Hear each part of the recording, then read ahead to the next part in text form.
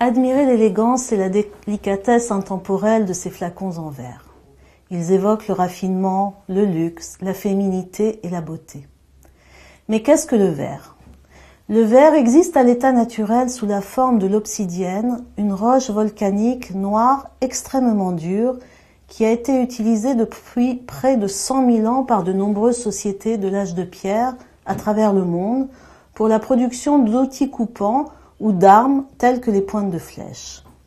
Véritable concurrente du silex, l'obsidienne bénéficia très tôt d'un commerce à grande échelle. Le verre, en tant que matériau, aujourd'hui présent partout, fut produit pour la première fois dans l'ancien Proche-Orient vers 2000 avant notre ère. Il y a une légende au sujet de l'origine du verre.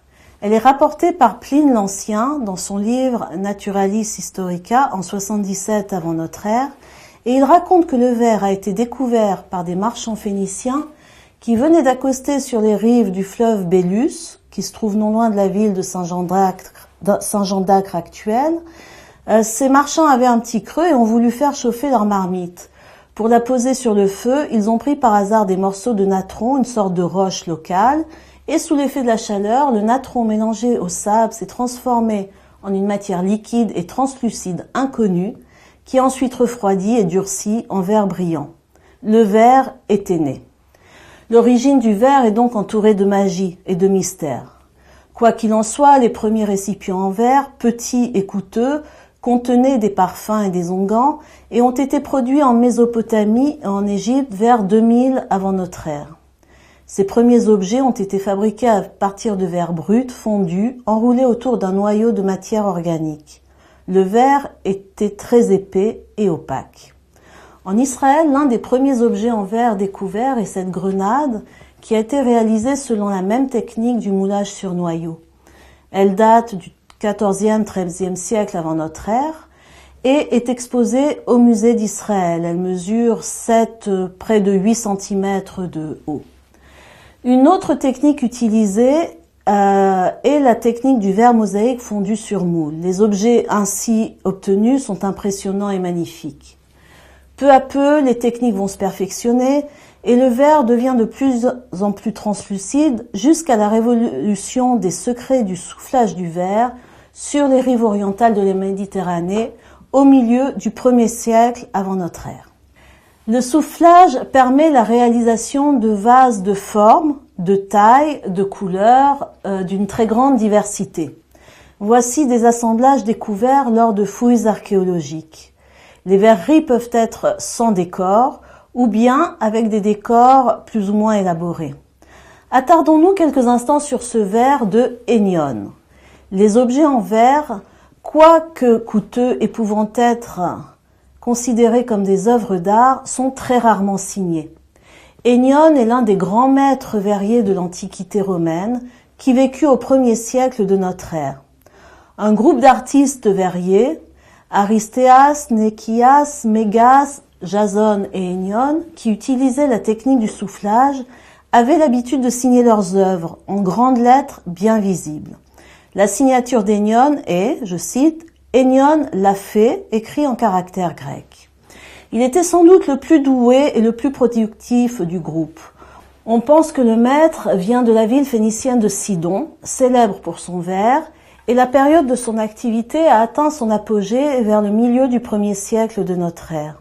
Des récipients à boire et des amphores portant son nom ont été trouvés dans de nombreux sites méditerranéens et jusqu'au littoral de la mer Noire. Un nombre important de ces œuvres ont été découvertes en Italie, où selon de nombreux chercheurs, il a émigré et a ouvert un autre atelier. Cependant, les découvertes les plus importantes du maître verrier ont été faites dans une maison détruite pendant la guerre juive, en 70 de notre ère, dans le quartier juif de Jérusalem. Cette cruche en verre bleu a été réalisée selon la technique du moulage par soufflage. C'est une innovation technologique du 1er siècle, utilisée pour la production d'articles de luxe, principalement des imitations de vaisselle en or ou en argent. Elle mesure 22 cm de haut et est décorée de motifs géométriques et floraux disposés en frise. Dans la frise centrale, on voit l'inscription en grec « Aignon Aphé ». Elle est exposée au musée d'Israël à Tel Aviv. Les récipients en verre antique étaient souvent décorés de symboles religieux. Un exemple à la fois impressionnant et émouvant est ce disque en verre doré, dont on peut admirer la finesse et la précision du décor. Il s'agit de la base circulaire d'une coupe, constituée de 2 couches de verre translucide enveloppant une feuille d'or. La pièce date du IVe siècle de notre ère et provient des catacombes juives de Rome où elle était fixée dans une niche funéraire. Le décor comprend plusieurs éléments, l'arche sainte dont les portes grandes ouvertes révèlent 3 étagères de rouleaux de la Torah, des oiseaux sur un globe se tiennent de part et d'autre de l'arche, et se trouvent aussi des symboles juifs, la menorah, ou le candélabre à 7 branches, flanqué de 2 lions de Juda, le loulav, branche de palmier, l'étrog et le chauffard. Environ 500 pièces de verre doré utilisées de cette manière ont été récupérées dans les catacombes romaines. Beaucoup montrent des images religieuses du christianisme, de la religion gréco-romaine traditionnelle et de ses développements cultuels, ainsi que quelques exemples du judaïsme. À partir du XVIIe siècle, ces verreries ont suscité l'intérêt des antiquaires et des collectionneurs et ont commencé à être retirées des catacombes d'une manière largement désorganisée et non enregistrée. La plus grande collection se trouve aujourd'hui au musée du Vatican et la seconde au British Museum. La pièce présentée ici est passée entre les mains de plusieurs collectionneurs et elle est aujourd'hui exposée au musée d'Israël à Jérusalem. La plupart du temps, dans les fouilles archéologiques, on découvre des fragments d'objets, plus ou moins grands, parfois microscopiques, parfois même de la poussière de verre. Autrefois négligées, ces trouvailles en verre sont aujourd'hui l'objet d'études très poussées car le verre est un excellent marqueur chronologique. Sur le terrain, tous les fragments sont collectés. La première étape est la restauration, qui est une spécialité à part entière, utilisant des techniques et des matériaux sophistiqués. Mais on peut aussi trouver des objets intacts. Où donc? Dans les tombes. En effet, le verre dans l'Antiquité était un produit de luxe.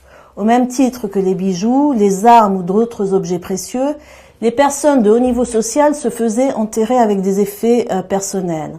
La tombe ou le sarcophage étant par définition un espace scellé, si la tombe n'a pas été pillée, on peut retrouver des verreries intactes. Prenons l'exemple des flacons à colle qui ont été retrouvés en grande quantité sur des sites de la période romaine en Israël, en Syrie et en Jordanie. Ils datent du 2e au 6e siècle de notre ère. On peut par exemple citer les découvertes de Castra, Kavoul et Khirbet el-Nana. Il s'agit de tubes simples ou doubles en verre soufflé, le plus souvent en nuances de bleu et vert, plus rarement jaune ou brun. Ils peuvent être sans anse ou bien en avoir 2 ou plus et mesurent entre 8 et 15 cm. On les a retrouvés parfois accompagnés d'un bâtonnet applicateur en bronze ou en ivoire. Parfois, des résidus se trouvent au fond des tubes et des analyses chimiques ont pu être effectuées et ont permis de déterminer la nature des onguents contenus dans ces petits flacons. L'information essentielle est que ce type d'objet n'existait pas dans le monde romain occidental, mais uniquement en Orient. Les quelques exemples présentés ici nous montrent les origines d'une matière, le verre.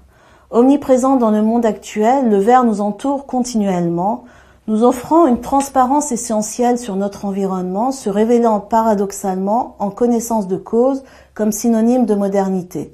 Pourtant, son histoire est multimillénaire.